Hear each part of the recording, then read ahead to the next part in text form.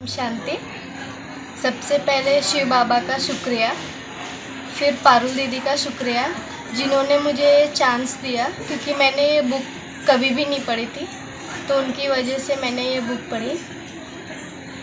ऐसे तो ये बुक पढ़ के ब्रह्मा बाबा के प्रति और भी रिस्पेक्ट बढ़ गई, क्योंकि उन्होंने कितनी सारी सेवाएं, जैसे कि उन दिनों बहुत सेवा करना उतना सरल नहीं था, परंतु बाबा ने हर एक सेवा की और बाबा ने हर एक सेवा सहज रीति से की और सब सेवाएं सफल गई।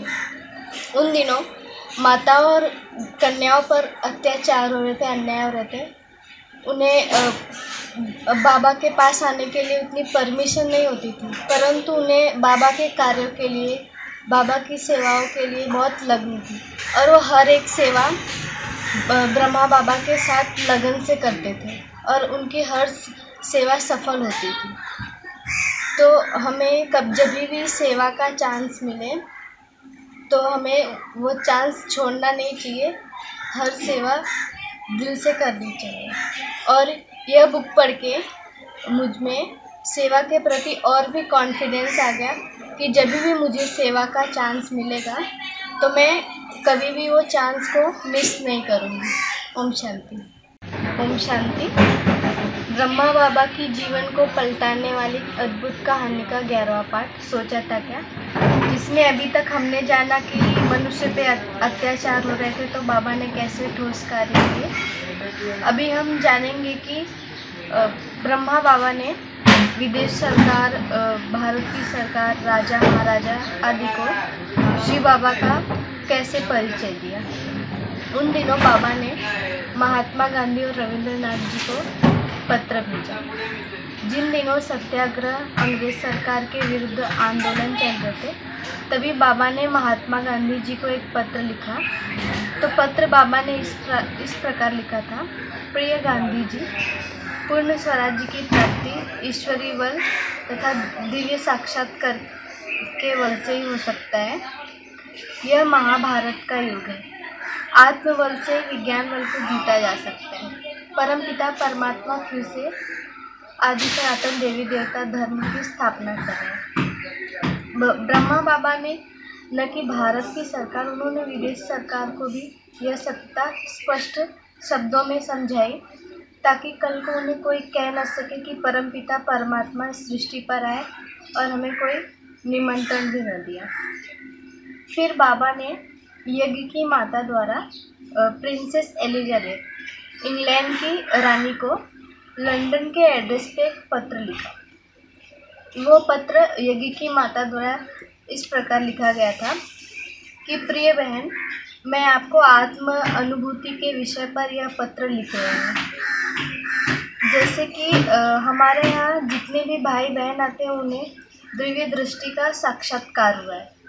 आने वाली घड़ी भयावह और महासंकट की घड़ी है। जो परमपिता परमात्मा को याद करेगा, अपने आप को आत्मा समझेगा, वह भयानक घड़ी को, वह परिस्थिति को समझ सके। इसी प्रकार बाबा सभी को आत्म अनुभूति और परम पवित्र बनने के लिए जगाते रहे। उन दिनों माताओं और कन्याओं पर अत्याचार हो रहे थे, तो बाबा ने सभी को एक उदाहरण दिया कि जब कन्या विवाह करके मायके से ससुराल जाती है तो उसका एक मर के दूसरा जन्म होता है।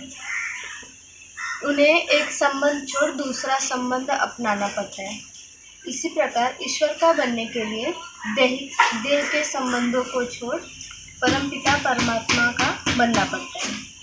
माताओं और कन्याओं के लिए परमपिता परमात्मा का सहज है, क्योंकि उन्हें एक परिवार छोड़ दूसरा परिवार को अपनाना आता है। नारी का उस समय तिरस्कार हो रहा था, अन्याय हो रहा था। तभी बाबा ने मम्मा द्वारा ऑल इंडिया वुमेन एसोसिएशन की प्रधान रानी रजवाड़े को एक पत्र लिखा, जो कि ग्वालियर में था। लिखा: प्रिय बहन, प्रिय सखी, मैं आपको यह पत्र लिख रही हूँ कि पति को पत्नी का ईश्वर अर्थात गुरु माना जाता है, लेकिन परमपिता परमात्मा तो निर्विकारी है, परंतु पति तो देह में फंसाता है। प्रिय बहन, सभी नर नारी को लक्ष्मी नारायण के समान बनाओ, खुद को पहचानो, जागो। फिर बाबा ने 1939 में एक अंतर्राष्ट्रीय सम्मेलन हुआ था, जहाँ सभी धर्म के भाई बहन आए थे। तभी बाबा ने सभी को एक पत्र लिखा कि विश्व के शांति के लिए जब तक हम आत्मवृत्ति नहीं करते, जब आत्मनिश्चय बुद्धि होकर कर्म नहीं करते, तब तक विश्व में शांति का स्वप्न साकार नहीं हो सकता। जब तक मनुष्य खुद को आत्मा नहीं समझता, तब तक वह मनुष्य नहीं, हैवान है। जब तक हैवान है, तब तक पूर्ण रूप से शांति नहीं मिलेगी। तभी उस समय बाबा राजा और महाराजाओं को भी पत्र लिखा, जिसमें बाबा ने साहित्य भेजे उन्हें। फिर बाबा ने उन्हें निमंत्रण भी दिया 7 दिन का कोर्स के लिए। फिर बाबा ने मम्मा द्वारा चैम्बर ऑफ कॉमर्स, ईसाई पारसी धर्म को आदि को भी पत्र लिखा और साहित्य भेजे, परंतु उन्होंने समझने की कोशिश न की। फिर बाबा ने विदेश के लॉर्ड बॉयड तथा हेलिफैक्स को पत्र भेजा। पत्र बाबा ने लिखा था इस प्रकार कि प्रिय आत्मन, हम आपको यह अनमोल साहित्य और यह चित्र भेज रहे हैं कि परमपिता परमात्मा इस धरती पर आ चुके हैं, एक साधारण मनुष्य के तन में आए, जिसका नाम प्रजापिता ब्रह्मा रखा है। अगर आप इसे ध्यान से अध्ययन करेंगे तो आप विश्व के इतिहास आदि मध्य अंत को जान सकेंगे। फिर बाबा ने मम्मा द्वारा सिंध के गवर्नर, चीफ मिनिस्टर और मिनिस्टर्स को पत्र भेजे और उन्हें सृष्टि के चक्र का चित्र भेजा। उसी के साथ उन्होंने महाभारत लड़ाई नाम की एक पुस्तक भी भेजी। फिर बाबा ने भारत के वायसराय लॉर्ड वेवल को पत्र भेजा। बाबा ने उन्हें पत्र भेजा था, तो उनकी पत्नी, लॉर्ड वेवल की पत्नी का पत्र आया कि आपके शुभ चिंताओं के लिए धन्यवाद, हमें आपका पत्र मिल गया। फिर 2 मई 1947 में जब भारत का बंटवारा नहीं हुआ था, तभी बाबा ने एलिजाबेथ और किंग जॉर्ज को एक पत्र लिखा, जिसमें लिखा कि यह सृष्टि रूपी नाटक अनादि है, यह बृहद का नाटक है। अभी सतयुग आएगा जहाँ एक ही धर्म होगा, दैवी धर्म अर्थात परम पवित्र। लेकिन उन्होंने राज्य के नशे में चूर यह जानने की कोशिश नहीं की। मोहम्मद जिन्ना, टूमैन, नेपाल और उदयपुर में बाबा ने पत्र भेजा और उन्हें साहित्य भेजा। फिर देश विदेशों की लाइब्रेरी में बाबा ने साहित्य भेजे। न्यूयॉर्क की कोलंबिया यूनिवर्सिटी, कैलिफोर्निया यूनिवर्सिटी और शिकागो की यूनिवर्सिटी की लाइब्रेरी में बाबा ने कल्प वृक्ष और सृष्टि के चक्र का साहित्य भेजा। फिर बाबा ने मुंबई में समाचार में, दैनिक पत्रों में छपवाए, साहित्य भिजवाए। फिर उन दिनों बाबा ने साहित्य और बुकलेट्स, ब्रोचर आदि छपवाए थे। तो साहित्य में लिखा गया था कि साहित्य इस प्रकार से छपाया गया था कि दिन भर मनुष्य यह बोलता है, यह मेरा जमीन है, यह मेरा घर है, यह मेरा शरीर है, परंतु वास्तव में मैं कौन हूँ? अगर मनुष्य मन पे वश करे तो विश्व की स्वराज्य की चाबी 1 सेकेंड में हो सकती है। फिर बाबा ने जितनी सारी पुस्तकें छपवाई गई थी वह सारी हिंदी, इंग्लिश, सिंध आदि भाषाओं में छपवाई गई थी। तो इन्हीं अस्त्रों शस्त्रों के साथ शिव शक्तियाँ और ज्ञान गंगाएं बाबा का परिचय देने के लिए तैयार थी। तो जैसे कि अभी हमने यह जाना, अभी हम अगले पार्ट में जानेंगे कि चेतन ज्ञान गंगाएं पतितों को पावन बनाने वाली। ओम शांति।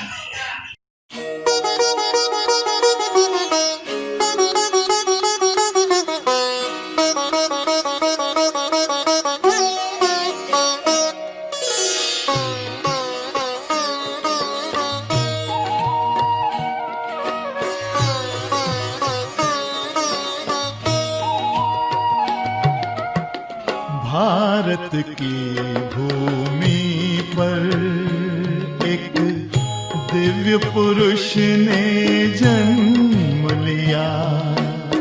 भारत की भूमि पर एक दिव्य पुरुष ने जन्म लिया। नवयुग का निर्माण कराने, नवयुग का निर्माण कराने शिव ने जिनमें स्थान लिया।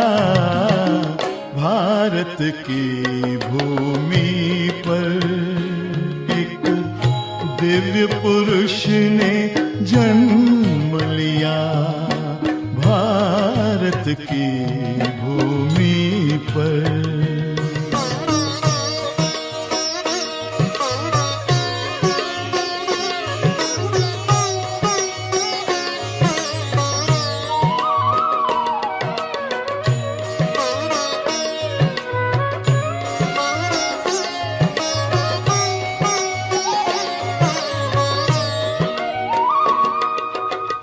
जन जन की सेवा में तन मन धन का किया समर्पण। एकता की माला में पिरो के किया विश्व परिवर्तन। अमृत वाणी बरसा के,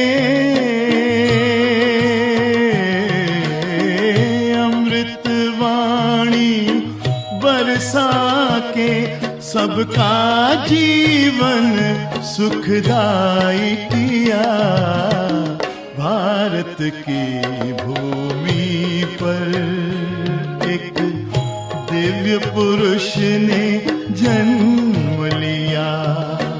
भारत की भूमि पर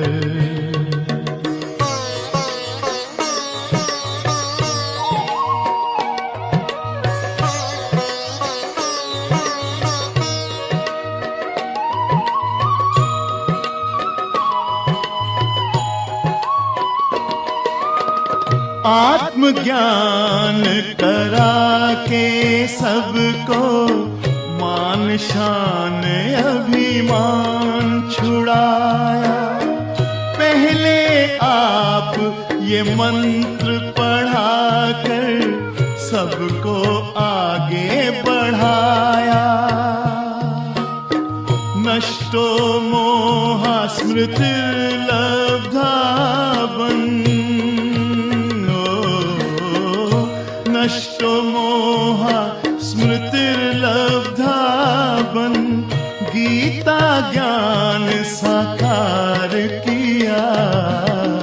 भारत की भूमि पर एक दिव्य पुरुष ने जन्म लिया।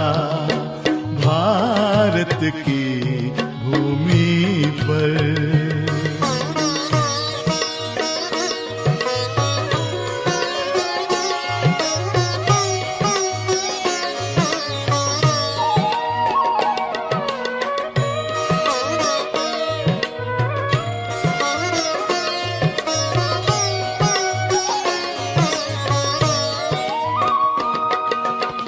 राजयोग की राह दिखा के परमात्मा मिलन कराया।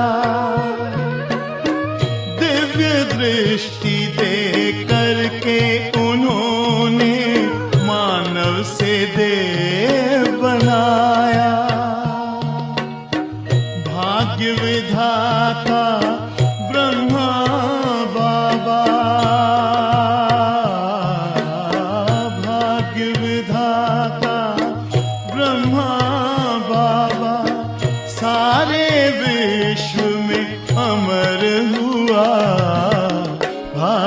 की भूमि पर एक दिव्य पुरुष ने जन्म लिया। नवयुग का निर्माण कराने,